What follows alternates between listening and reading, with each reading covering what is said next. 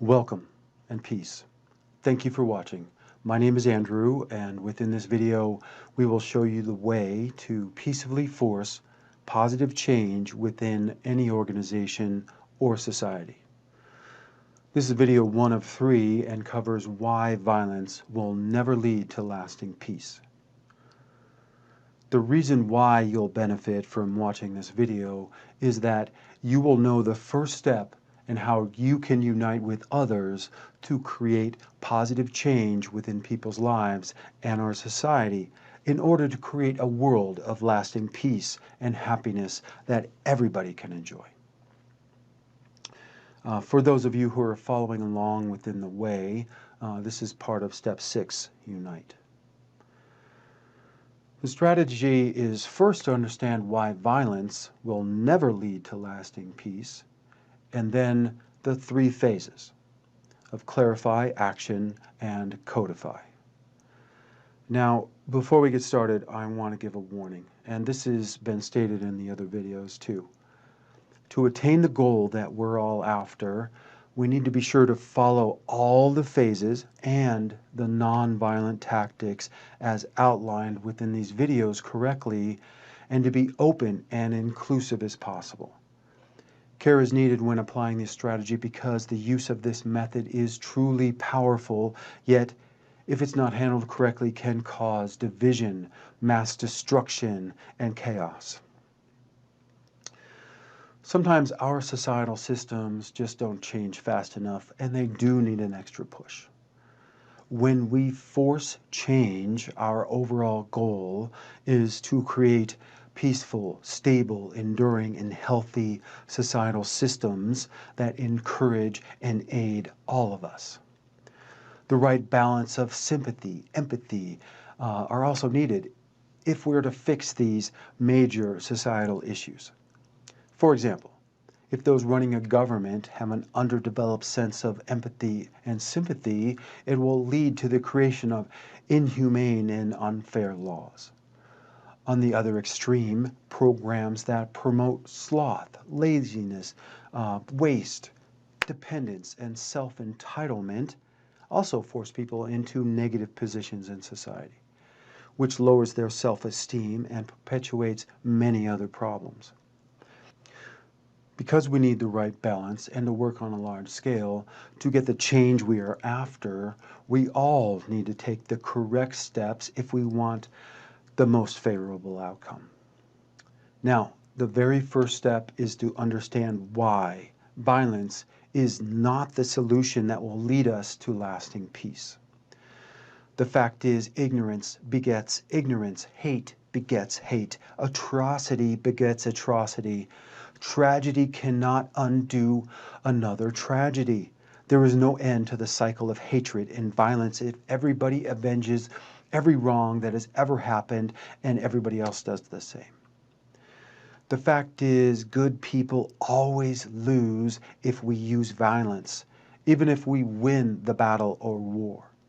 Now, this is because this negative focus changes who we are in negative ways and creates a lot of other problems. The reason violence is not achieved global peace over all these thousands of years and never will is because when we use violence, we hurt ourselves, others, and our society. For example, when we use violence, belittle, and yell at our children, especially when things are difficult, we teach them to use violence, belittle, and yell to solve problems. The same is true for our society. If we and our government treat each other with violence, disdain, mocking, and yelling, we teach everybody to do the same. Violence twists our lives and leads us away from our true path and our true society. The killing, destruction, derogatory language, pain, suffering, loneliness, trauma, and all the rest leads to confusion, loss, desperation, hate, anger, rage, frustration, revenge, and other negatives on both sides. This collective negative focus allows those in power to further divide us into us versus them. Being ununified, negative, hateful, mean, unjust, and using violence makes us easy to manipulate and lasting peace impossible to achieve. Violence as a tool of power is most powerful when it's never used, or if it's used only as a last resort and only to the level needed to achieve the goal. Also, to live the virtues found in Law 4 and 5 of the Way, which cover equality and treating others as you want to be treated, we must strive and take the nonviolent path and only use violence as a last resort. For clarity, following the way and the path of nonviolence does not mean we are pacifists who will never fight or go to war. It just means we see it as a last resort and a failure of our higher values and goals. For example, there may be situations where we must fight to protect and defend ourselves, our loved ones, and those who cannot help themselves. We may even need to rise up in great numbers to take down tyrants, hate groups, and bad companies, as well as other twisted, unthinking people and organizations who have fallen to the dark side. The bully beatdown technique can also be used sometimes to help those who cannot see why treating others as they would want to be treated in all situations is so basic to life and the right thing to do. Our goal as we move forward and create our true society is to fix and improve, to upgrade and refine, and to change our systems, our minds, and our hearts peacefully. The goal is not to shut it all down, create chaos, seek revenge, hurt people, or blame and point fingers so that we can feel superior and self-righteous. Working for peace means that as we work to implement the plan, we need to prevent those looking to commit violence, call out and stop those who are advocating violence, and even turn in those who are committing violence in the name of our cause, group, organization, business, or religion. We, the people, are all part of this great mission to create our true society, including those who are not currently with us. Consequently, we work to facilitate change in a way that we would appreciate if we were on the other side and just didn't understand. We can only really win by making our enemies into our friends. We do this because we are treating others as equals and as we would want to be treated if we were on that other side. They still may join us if we just make enough sense and treat them fairly. It might be that we or they are just being human and are in error or missing something or don't understand or are even just clueless. We must be open to the idea that it may be our side that is missing something and that once understood, it could change everything.